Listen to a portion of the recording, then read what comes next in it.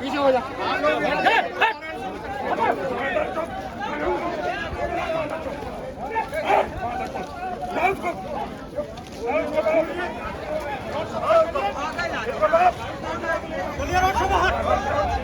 नंदी की औलाद बना दिए भैया चौक हालांकि भले ही कहा जाता हो कि आदिवासी के संरक्षण में मध्य प्रदेश की सरकार लगातार आवाज उठाती है, आदिवासी के संरक्षण में लगातार कानून व्यवस्था को दुरुस्त करने का प्रयास करती है, लेकिन एक ऐसी रिपोर्ट में दिखाने का प्रयास कर रहा हूं जो पुलिस की जो कानून व्यवस्था है, यानी जो कहा जाता है कि सेवक के तौर पर पुलिस विभाग होता है, लेकिन यहाँ जो तस्वीर है सबसे पहले आप देख लीजिए। पीछे हो जा।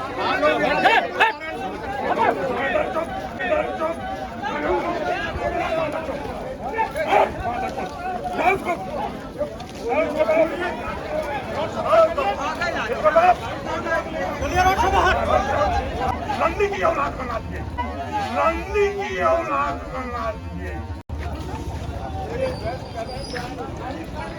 भैया चौक चालू देखी तमाशा, भैया चौक चालू देखी तमाशा।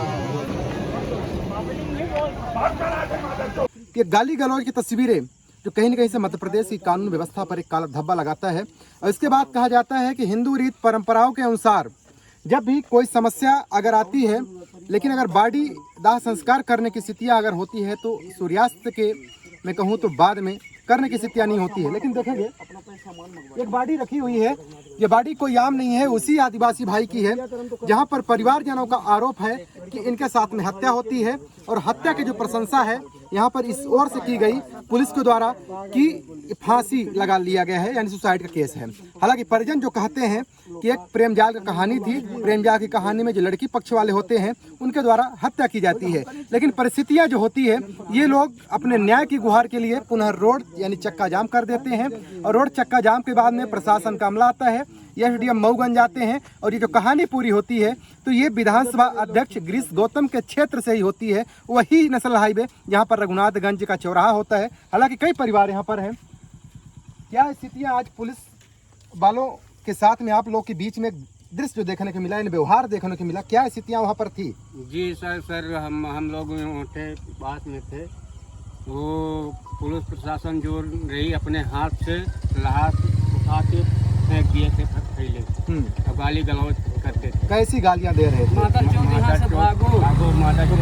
मजाक मान रहे हो, डंडा लेकर हमला करने के लिए दौड़े थे।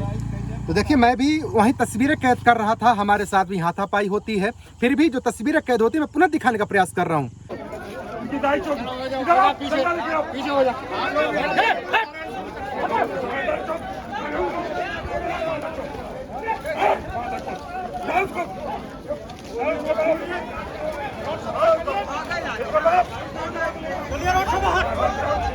नंदी की औलाद बना दिए भैया चौक चालू देखी तमाशा। आपने बड़ी अच्छी बारीकी से तस्वीरों को देखा, किस तरीके से गाली गलौज, अमर्यादित भाषाओं का उपयोग। और बाकी देखेंगे ये सूर्यास्त का समय है, अभी लगभग 6 बज रहे हैं, यानी मैं घर में ना पहुंचा करके बॉडी ये सड़क के किनारे फेंक दिया गया। अब इस लावारिस ये मानूं या फिर परिजनों के सम्मान में इस बॉडी को यहाँ पर इस स्थितियों में मानूं। हालांकि वहाँ पर पद्मेश गौतम भी उपस्थित थे। इसके बाद में अगस्त क्रांति मंच के संयोजक कुंज बिहारी तिवारी जी भी वहाँ पर उपस्थित थे, उन्होंने भी इस दृश्य को देखा। हालांकि देख सकते हैं इस घटनास्थल में पहुँच चुके हैं। सर, क्या कुछ स्थितियाँ? अब ये देख लीजिए कि एक ये जो लाश पड़ी है जी, न माँ है न बाप है जी, जो पुलिस वाले यहाँ फेंक के गए हैं, या एसडीएम मऊगंज भी आए थे। जी, कोई ताकतवर होता तो उसके लिए वो खड़े रहते, संस्कार करवाते। जी, आप सीधी की घटना में देखें कि शिवराज सिंह बुलवा के पैर धोए, जी, ये लाश पड़ी है। जी, किसी ने नहीं सोचा कि जब न माँ है न बाप है, इसका संस्कार कौन करेगा? जी। पागल एक भाई है। ये मानवता को सर्वसार करने वाली घटना है। आप देखिए कि पुलिस वाले रोड के नीचे रख के पटरी पे चले गए हैं। मन द्रवित है, लेकिन जो परिस्थितियां यहाँ तैयार कर दी गई हैं, भय का वातावरण बना दिया गया है कि कोई बोले ना। लेकिन कल भी कोई नहीं जो सत्य के लिए लड़ते थे। ये आदिवासी है, जी, जी, जात के कोल हैं। वो कोल जिसके नाम पे ये वोट मांगते हैं और ये वोटर भी हैं, मतदाता भी हैं। लोकसभा और विधानसभा और चुनावों में इनकी पूछ परख भी होती है, लेकिन आज लाश पड़ी है। संस्कार के लिए, कफन और दफन के लिए जो ज़रूरी चीज़ें हैं वो तक नहीं है, उसकी भी व्यवस्था करा के कर रहे हैं। लेकिन क्या जिम्मेवारों ने पूछा इसका संस्कार कौन करेगा? माँ बाप कहाँ हैं?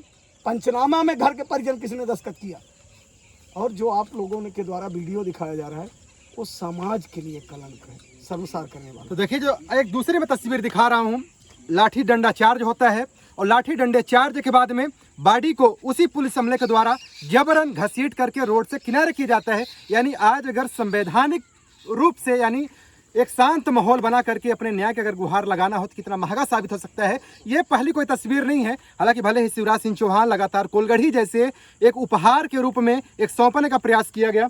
भैया आप भी थे वहाँ पर, परिजन के रूप में है। दादा भी थे। घटना जो थी, जिस तरीके से पुलिस कह रही है कि फांसी लगाया था ये लड़का, हाँ।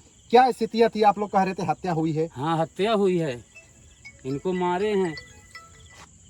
कौन, कितना, कहाँ चोट लगा है? कुछ पीएम में पंचनामा में कितने बजे घटना होती है और कितने बजे यहाँ से पुलिस लेके जाती है? ये सुबह रात की घटना है। किसी को भी नहीं पता है पुलिस कब ले गई। किसी को मार के और फांसी में लटका देना कोई अपराध थोड़ी होता है। क्या नाम है आपका? थोड़ा इधर हमारा दिखाइए। ब्रिजेश उपाध्याय नाम है। आप इसी गांव के ही हाँ, निवासी हम हैं? इंदौर, हम पुलिस में है ना, हम खुद पुलिस है। हाँ। हम अपना खुद बनाते हैं, लेकिन इसको मार के और पेड़ में लटका दी गई एक छोटी सी पतली डाल, वो अपना लटक सकी थे। तो चलिए तस्वीरें हैं, हालांकि और जो कुछ और जानकारियां हैं, हालांकि सर भी थे यहाँ पर।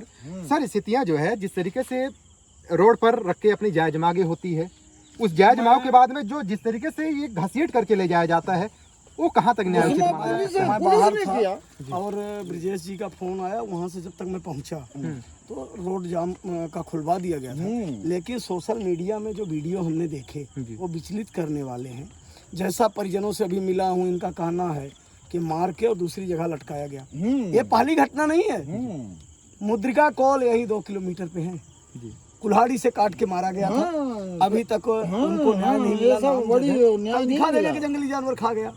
ऐसे इसकी स्थिति है। सेक्रेटरी और फिर पुलिस को बड़े बड़े जो प्रकरण होते हैं पुलिस हैंडल करती है। ऐसे प्रकरण में थोड़ा पेशेंस की ज़रूरत थी। अब बताइए कि ये लाश यहाँ पड़ी है, कफन तक के लिए व्यवस्था हम लोग कर रहे हैं। भाई पागल है, माँ बाप है नहीं, कौन संस्कार करेगा? तो चलिए कई तस्वीरें हैं। हालांकि ये मानवीय जो चेहरा पुलिस प्रशासन का आया है, इससे कहीं न कहीं बड़े सवाल होते हैं, खड़े हो रहे हैं मध्य प्रदेश की कानून व्यवस्थाओं पर। हालांकि इस पर पद्मेश गौतम का जो बयान है आप वो थोड़ा सुन लीजिए। यहाँ पर अभी आप एक दृश्य देखे हैं, लगभग आप भी आधे घंटे से यहाँ देख रहे हैं। क्या कुछ मामला था, उस मामले के बाद क्या अभी स्थितियाँ हैं? वरहा गाँव है, वहाँ पे एक आदिवासी व्यक्ति, उनका बॉडी लटकती हुई है। 2 दिन पहले उनके साथ जो जानकारी सुनने में आ रही है, 2 दिन पहले उनके साथ तो कुछ लोगों ने मारपीट की थी और उन्होंने धमकी दी थी कि हम इन्हें मार देंगे। परिजन इस मामले में यह मान के चल रहे हैं कि उनकी हत्या की गई है और हत्या करके इस छुपाने का प्रयास किया जा रहा है। अभी पुलिस ने आश्वासन दिया है इस घटना पे। इसी बात का रोष था कि पुलिस कार्रवाई नहीं करी, पर इन लोगों ने जाम लगा रखा था। पुलिस ने अभी यह बताया है कि एक व्यक्ति की उसमें गिरफ्तारी की जा चुकी है। परिजनों को इस बारे में बताया भी गया है। अभी परिजन बॉडी को वापस ले जाने के लिए अपने अंतिम संस्कार के लिए तैयार हुए हैं, लेके जा रहे हैं। जो भी हम लोग से हर संभव मदद हो सकती है हम लोग करते बताया। सर एक कहीं न कहीं से जो संवैधानिक पद होता है वो असंवैधानिक अभद्र भाषा का प्रयोग करके गाली गलौज करते हैं जो भी संबंधित अधिकारी थे, जो तस्वीरों पर भी आप देख पा रहे हैं। तो सर उसमें क्या कुछ आपको ही सुनने को मिला है? भारतीय जनता पार्टी की सरकार में हम मानवीयता की तो उम्मीद कर ही नहीं सकते।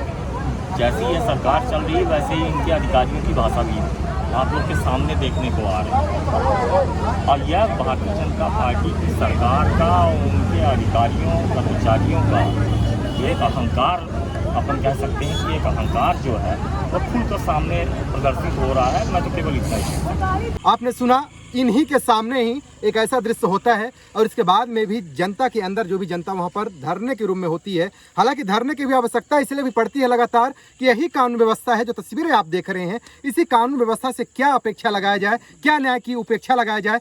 आखिर कहीं न कहीं समस्या तो हुई होगी, कहीं न कहीं से एक जो न्याय की एक जो पराकाष्ठा है वो देखने को न मिली होगी, तभी तो ये लोग रोड पर जाम, एक जो लास्ट ऑप्शन होता है रोड जाम लगाने की परिस्थितियों में गए। हालांकि एक और जो भय का माहौल दिखाया जा रहा है कि कई लोग जो वहां पर उपस्थित थे उनके ऊपर FIR की भी बात हो रही है। हालांकि वहां पर SDM भी मौजूद थे, कोई यहाँ तक की जो गालियां दी जा रही थी, भद्दी भद्दी गालियां, उस पर भी कोई अंकुश लगाने का प्रयास नहीं, बल्कि उल्टा वीडियो बनाने वाले पर ही लगातार कोशिश की जा रही कैसे करके इनका कैमरा छीन लिया जाए।